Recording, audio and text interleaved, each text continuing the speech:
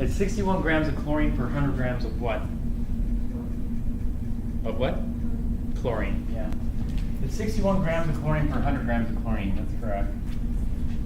But does that make sense though? No, so we have to be a little bit more descriptive. It's 61 grams of chlorine, actual yield per 100 grams of chlorine, theoretical yield. Okay, so that's that first one. And then the 9.6, so the solution, this is the salt solution. The salt solution is 9.6%, so it's 9.6% sodium chloride. And so that means 9.6 grams per 100 grams. 9.6 grams of what per 100 grams of what?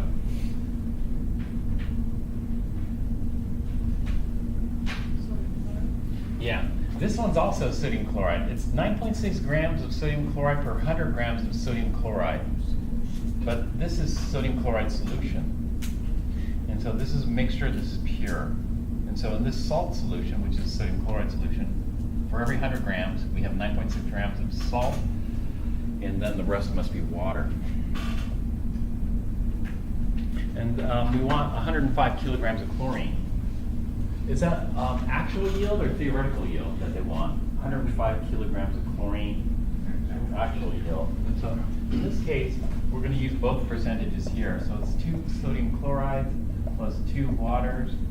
This is going to yield 2 sodium hydroxides plus hydrogen plus chlorine. And so we want 105 kilograms of chlorine actual yield.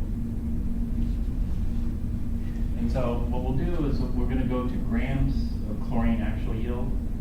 And from grams of chlorine actual yield, we'll go to grams of chlorine theoretical yield. So grams of chlorine theoretical yield. And the conversion factor that we're going to use here is that for every 100 grams that we make in theory, we're only going to recover 61 grams. So we have to make more. If I need 105 kilograms, I need to make more. Well, how much more? 100 over 61 more.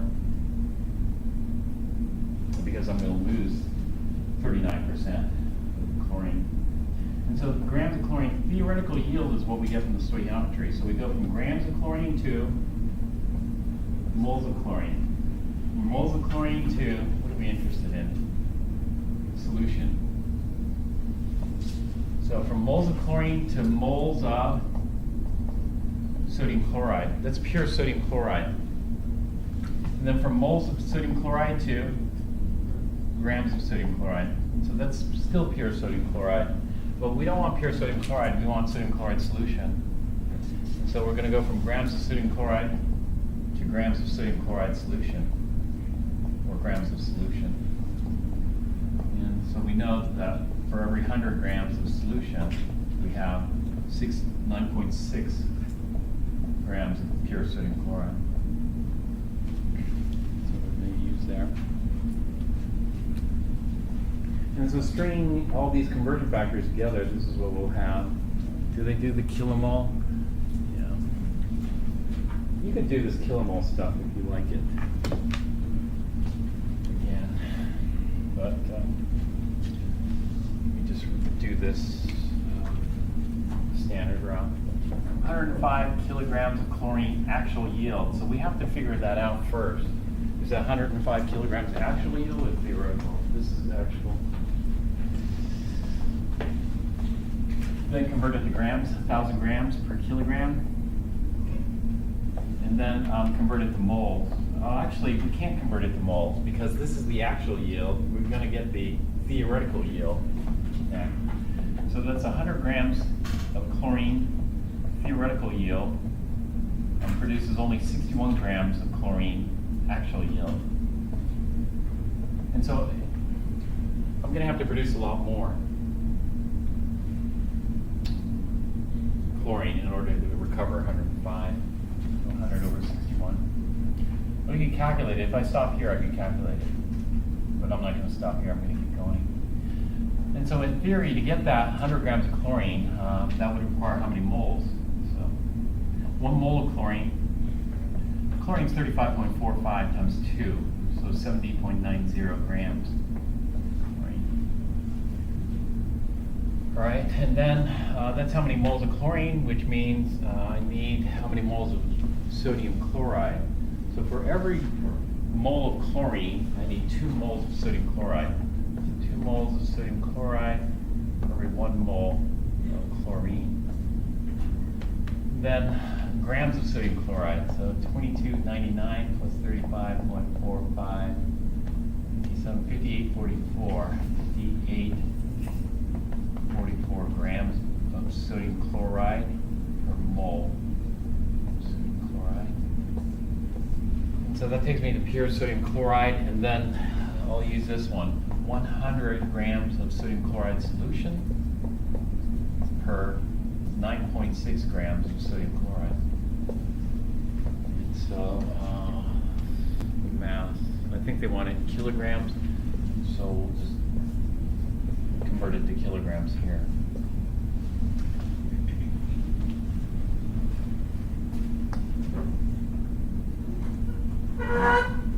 Yeah.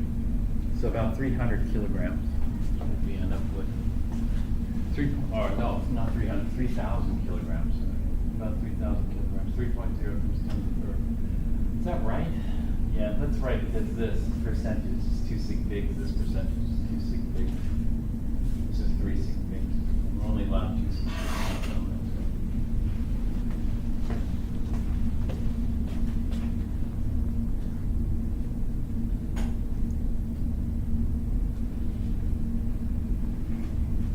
Let's look at the next one. A dry mixture of hydrogen chloride and air is passed over a heated catalyst in the Deacon process for manufacturing chlorine. So this is another way to manufacture chlorine. We could do it by electrolysis, like in the previous problem, or this normally we call hydrochloric acid, but this is dry, so there's no water around. If there's water around, we call it hydrochloric acid. No water around, it's HCl gas, which we call hydrogen chloride gas. So hydrogen chloride gas reacts with oxygen gas to make chlorine and water. If the conversion is 63% complete, how many tons of chlorine can be recovered from 1.4 tons of HCl?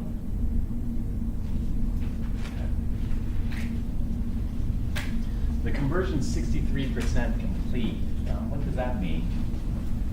Is that the percent composition, or is that the percent yield?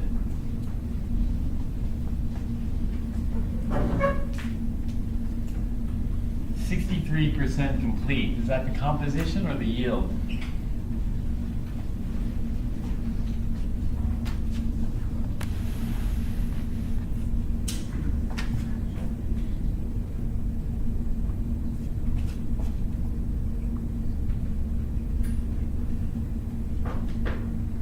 They should say if the reaction is 63% complete, how many tons of chlorine can be recovered?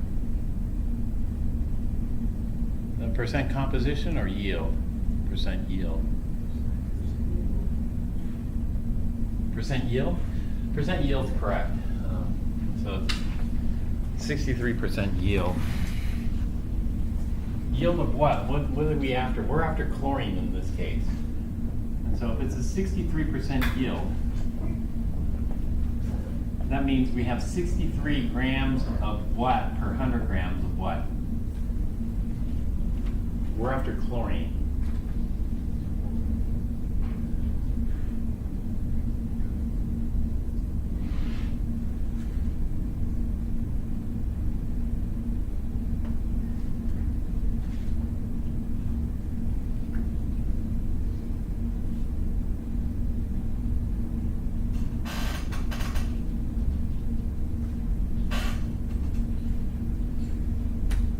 What is it? Chlorine actual yield over chlorine theoretical yield. Which one had a better percent yield? Deacon process or the electrolysis? Electrolysis is 61%, Deacon is 63%, so a little bit better yield than the Deacon process, but not much, not the same.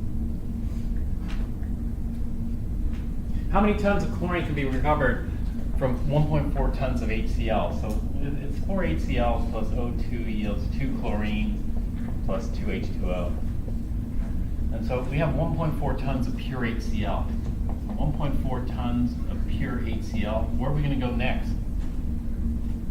We're going to go from tons to, well, let's go from tons to pounds and then pounds to grams. So tons to pounds of pure HCl to grams of HCl to moles of HCl. And then from moles of HCl, we'll go to moles of chlorine to grams of chlorine. But this is going to be grams of chlorine what?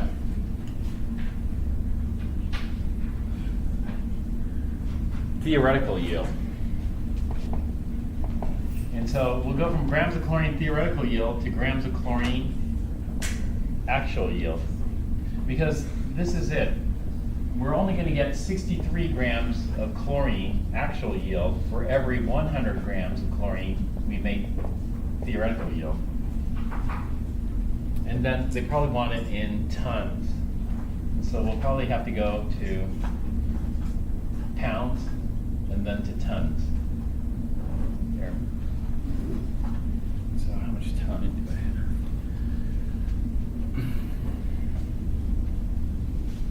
All right, so just setting it up, 1.4 tons of pure HCl. This is not HCl solution, this is pure HCl.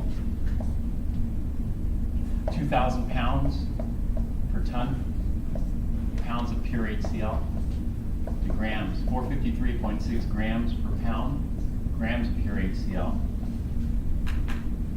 HCl, H is 101, Cl is 35.45, 3546. 1 mole of pure HCl is 34.46 grams Cl. And then 2 moles of chlorine. 2 moles of chlorine are produced for every 4 moles of HCl that react. And then 70.90 grams of chlorine for every mole. Chlorine. Okay, this is going to be the theoretical yield. Now we're going to have to adjust that theoretical yield. We're only going to get 63 grams of chlorine actual yield for every 100 grams of chlorine theoretical yield. Okay, then once we have the grams of chlorine theoretical yield, then we're going to convert that into pounds.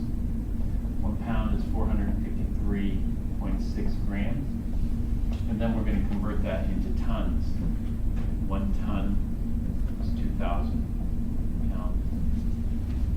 Now, the 2,000 pounds cancel, the 453.6 cancel. So let's see what we get here. Is it 34 or 35? 35. 35. 46. Good thing you caught that before. Calculated it. 1.4 divided by 35.46 times 2 divided by 4 times 70.9 times 63 divided by 100. 0.881. 881 tons of chlorine. 0.881 tons of chlorine will be produced.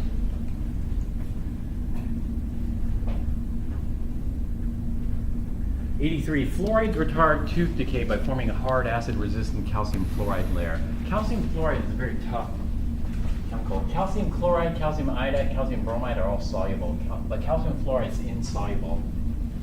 It forms a really chemical resistant layer. And so your teeth have calcium hydroxide, and that can be converted into calcium fluoride. If at the time of treatment there are 239 milligrams of calcium hydroxide on the teeth, and then it's used as a mixture containing 305 milligrams of SNF2, tin 2 fluoride.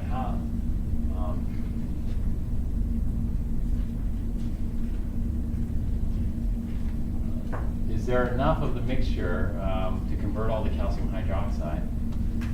So in other words, this is a limiting reagent problem. We're given the amount of calcium hydroxide, we're given the amount of tin 2 fluoride, So we have the amount of this, amount of that. So how do we do a limiting reagent problem?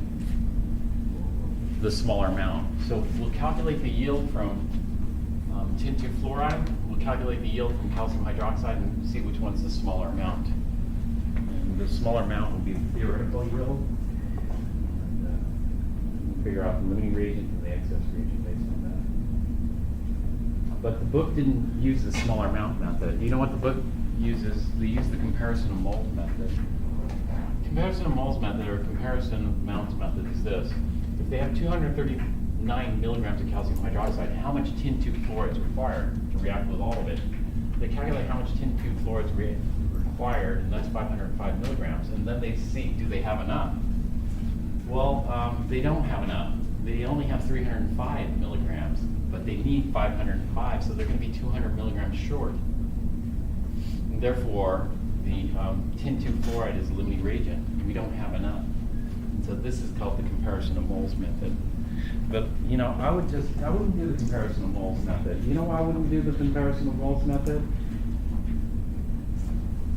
Because of number 84. If we take a look at number 84, here, in the recovery of silver from silver chloride waste, a certain quantity of waste material is estimated to contain 184 grams of silver chloride.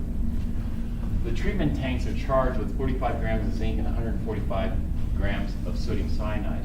Sodium cyanide, okay, is there enough? So this is question number 79, the reaction. So let's go back up to 79 and take a look at the reactions for this. Shoot, I'm out of time, but let me finish with this one. So we have 2 silver chlorides plus 4 sodium cyanides plus zinc yields dot dot dot. I'm not going to write out the whole equation. And so what we have is this. Comparison of moles method works well if we only have 2 reactants. But in this case, we have 3 reactants. If we have 3 reactants, we have 184 grams of silver chloride. We have 40, not 45. We have, how many sodium cyanide? 145? 145, or 184? 145 grams. And how much zinc? 45.